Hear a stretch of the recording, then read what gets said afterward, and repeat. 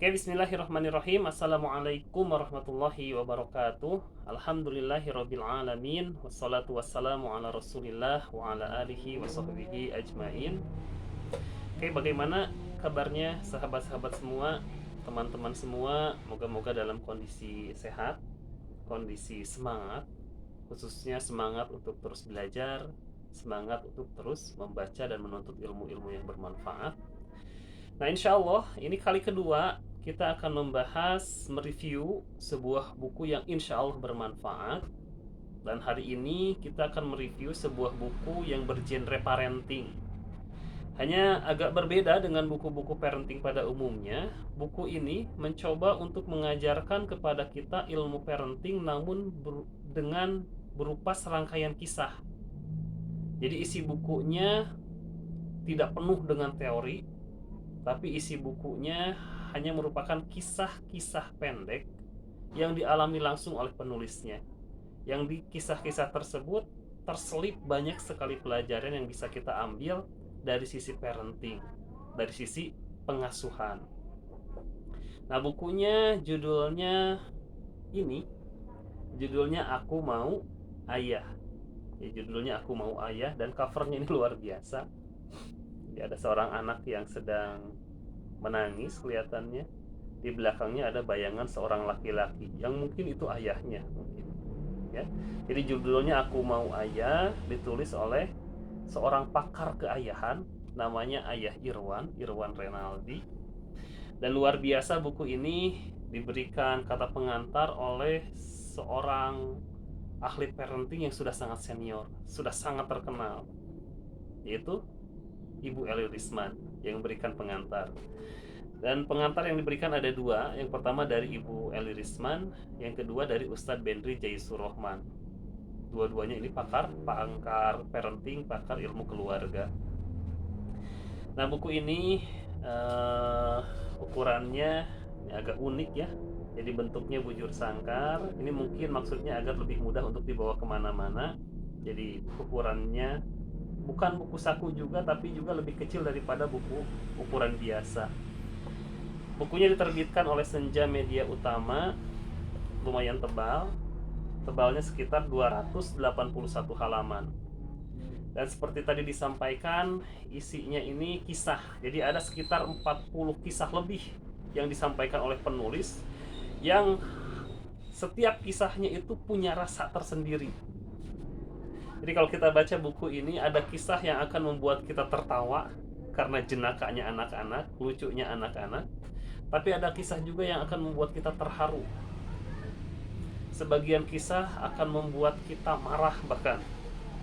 Sebagian kisah akan membuat kita merenung tidak habis-habis. Jadi ini kalau kita membaca kisah-kisah di dalam buku ini, perasaan kita dalam tanda kutip akan campur aduk.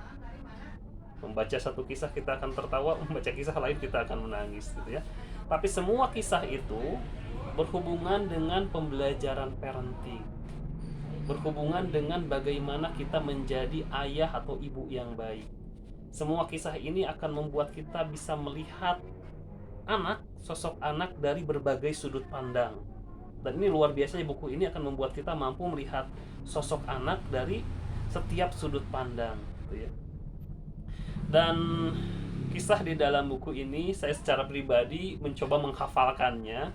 Jadi ada beberapa kisah yang saya coba hafalkan, yang ketika saya mengajar di kelas, saya kadang menyampaikannya kepada anak-anak. Walaupun memang tidak seluruh kisah di dalam buku ini cocok untuk disampaikan ke anak, tapi ada beberapa kisah yang bisa disampaikan ke anak-anak sekolah dasar. Atau kadang saya juga menyampaikannya kepada anak sendiri gitu ya. Dan ada satu kisah yang saya hafalkan di buku ini yang benar-benar seakan-akan seperti menumbuk hati saya. Saya akan ceritakan, dan nanti teman-teman bisa baca sendiri lengkapnya di buku ini. Ketika penulis ini datang ke daerah Eropa Timur, dan pada saat itu sedang terjadi peperangan, beliau menyampaikan bahwa daratan dipenuhi dengan salju, dan ia sedang berada di tenda pengungsian bersama teman-teman relawan. Nah, ketika penulis keluar, ternyata dari kejauhan terlihat ada dua titik hitam yang kemudian mendekati tenda. Nah, teman penulis itu seorang berkebangsaan Mesir, itu pun melihat bahwa ada dua titik dari kejauhan yang sedikit demi sedikit mendekati tenda. Nah, si teman ini kemudian membawa teropong dan melihat sebenarnya apa kedua titik itu. Ketika dilihat dengan teropong, si teman yang berkebangsaan Mesir ini kemudian berteriak, Allahu Akbar. Teropongnya dilempar.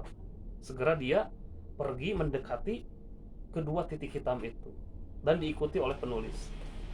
Ketika sampai berjarak beberapa meter dengan titik hitam itu, ternyata kedua titik hitam ini adalah dua orang anak. Yang satu perempuan, yang satu laki-laki. Yang perempuan ini kelihatannya jauh lebih besar dibandingkan yang laki-laki, karena mereka kakak beradik. Kemudian temanku, kata penulis, kata Ayah Irwan, menyodorkan 3 bungkus coklat. Jadi mau coklat nak. Tapi yang luar biasa ini jawaban sang kakak. Jadi, jawaban anak perempuan itu. Si kakaknya bilang gini, dan ini kalimat yang luar biasa. Kami tidak butuh coklat. Kami butuh Al-Quran. Itu luar biasa. Ketika si anak ini dalam kondisi perang, mungkin ayah ibunya sudah meninggal, dia sudah kecapean berjalan di daratan bersalju. Ternyata yang diminta itu Quran, bukan coklat. Itu sepenggal kisah yang nanti lengkapnya teman-teman bisa baca sendiri di dalam bukunya. Nah, ketika kisah ini saya sampaikan kepada murid saya di sekolah, kepada anak saya di rumah, ini sangat menginspirasi. Ini membuat mereka lebih semangat lagi dengan Qurannya. Bahkan sebagian anak kelas 6 ketika disampaikan kisah ini, saya biasanya tanya pelajaran apa yang bisa didapatkan dari kisah yang saya sampaikan. Mereka menyampaikan seperti ini. Ini luar biasa. Jadi ini kisah tentang anak kecil didengar oleh anak SD, dan ternyata anak SD ini bisa menyampaikan pelajaran yang luar biasa. Jadi murid saya mengatakan seperti ini. Ini menunjukkan, katanya, bahwa Al-Quran itu, bahwa untuk membaca Al-Quran itu kita tidak membutuhkan kondisi tenang. Jadi Al-Quran justru bisa dibaca dalam kondisi apapun. Kondisi perang seperti ini ternyata yang diminta oleh seorang anak itu Quran. Berarti orang yang menunggu kondisi tepat, menunggu kondisi tenang untuk baca Quran itu kurang tepat. Karena Quran ternyata bisa dibaca bahkan dalam kondisi perang sekalipun. Karena Quran itu justru yang akan menghadirkan ketenangan ketika dibaca. Anak ini mengharapkan bisa mendapatkan Quran dan membaca Quran di kondisi perang karena perasaannya sedang tidak tenang. Dia butuh Quran untuk menenangkan hatinya. Jadi ini yang pertama, kisahnya luar biasa. Ketika kita kisahkan kepada anak-anak, ternyata si anak ini pun memberikan pendapat yang juga luar biasa.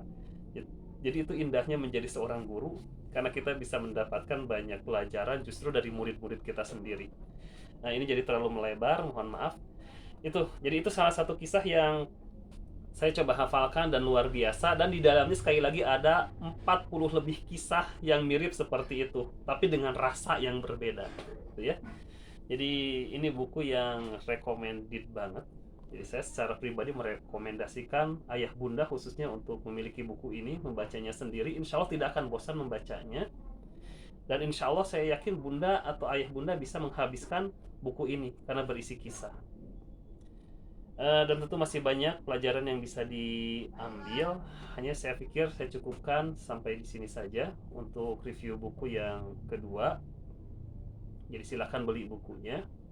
Silahkan beli bukunya, baca sendiri, silahkan nangis sendiri, tertawa sendiri dengan membaca buku ini, atau kesal sendiri, atau merenung sendiri. Terima kasih teman-teman. Terima kasih atas perhatiannya. Wassalamualaikum warahmatullahi wabarakatuh.